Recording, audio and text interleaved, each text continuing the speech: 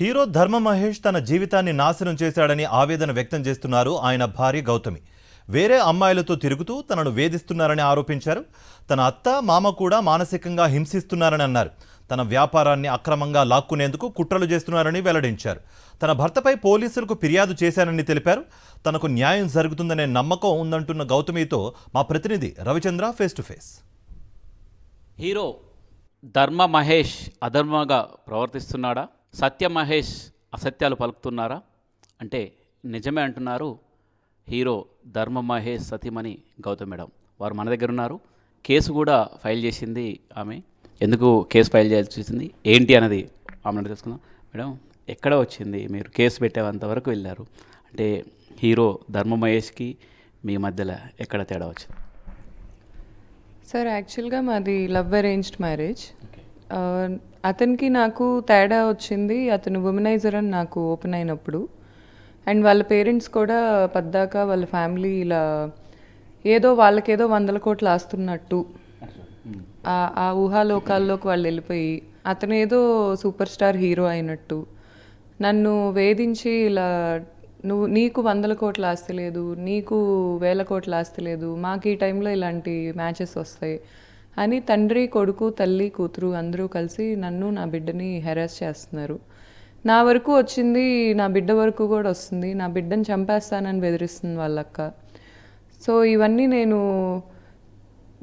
Step out అవ్వాల్సిన time వచ్చింది. లేకపోతే ఇంకా ఎయిదర్ పడతానే ఉండాలి, ఇతను ఇంటికి వచ్చి అమ్మాయిలతో కూర్చుంటే భోజనం అన్నా వడ్డించాలి, లేకపోతే ఇంటి గుమ్మం దాటైనా వెళ్ళిపోవాలి అనే పాయింట్ వచ్చింది. జనవరి నుంచి మేము విడివిడిగానే ఉంటున్నాం.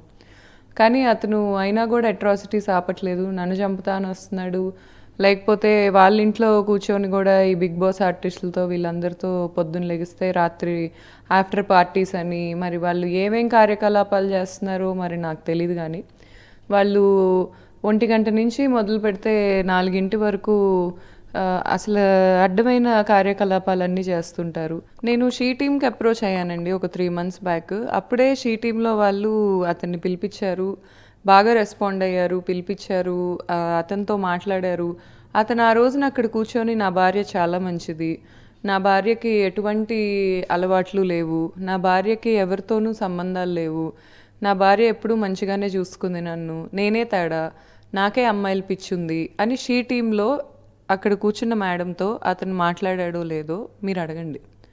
ఆయన హ్యూమనైజర్ అని అంటే ఎప్పుడు బయటపడింది, ఎప్పుడు ఎలా తెలిసింది మీకు? నాకు ప్రెగ్నెన్సీ నుంచే ఓపెన్ అయిపోయింది సార్ అది.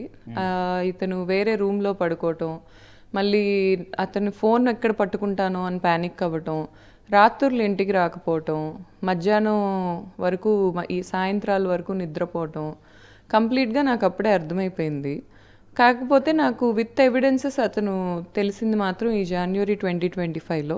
ఏ రోజైతే తెలిసిందో ఆ రోజే నేను బయటకు వచ్చేసాను ఆ ఇంట్లో నుంచి. ఆ ముందు రోజు కూడా వాళ్ళ ఫాదరు వాళ్ళ అక్క నాతో గొడవ పడ్డారు, వచ్చి నా బిడ్డను లాక్కెళ్ళిపోయారు నా చేతిలో నుంచి. నేను ఏడ్చుకుంటా, అప్పటికి పాలిస్తున్నాను నేను నా బిడ్డకి, ఏడ్చుకుంటా వాళ్ళ వెనక పరిగెత్తాల్సి వచ్చింది. మహేష్ చాలా ఇబ్బందులు పెట్టారు. ధర్మ మహేష్ చాలా హ్యూమనైజరు, వివిధ మహిళలతోటి ఈ విధంగా ఉంటూ చాలా మానసికంగా అంతేకాకుండా ఆర్థికంగా కూడా దెబ్బతీయాలని, తను పెట్టినట్టుగా వ్యాపారాన్ని కూడా లాగేసుకోవాలని కూడా దుర్బుద్ధితో ఆలోచన చేస్తున్నారు. అయినా కానీ లీగల్గా ముందుకెళ్తానని చెప్తున్నారు గౌతమ్ మేడం. కెమెరాపర్సన్ కుశాల్తో రవిచంద్ర, సాక్షి టీవీ, హైదరాబాద్.